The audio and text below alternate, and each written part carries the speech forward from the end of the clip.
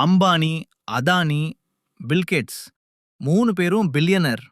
அம்பானி இந்தியாவின் number 1 rich man.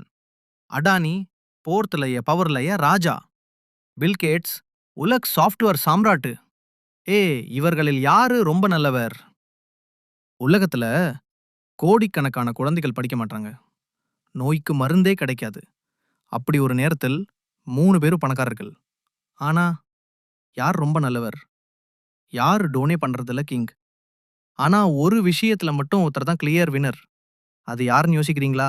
Ambani பெரும் சத்தம் இல்லாம 14 லட்சம் பசங்களுக்கு கல்வி உதவி அளித்து வந்தார். அதானி 60,000 கோடி ரூபாய் சிஎஸ்ஆர் அலோகேட் பண்ணிருக்கார். Mostly rural இந்தியாக்காக.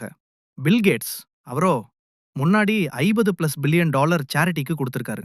Malaria, education, toilet எதிலும் அவரோட கை இருக்கு. அம்பானி ரூரல் எஜுகேஷன்ல மட்டும் 5,000 கோடி செலவு. Adani tribal support, hospital bill பண்றவங்களுக்கு.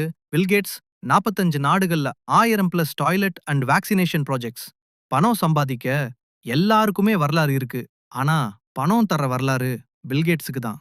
அவர் சொல்றார், if you born poor it's not your fault. If you tie rich that might be.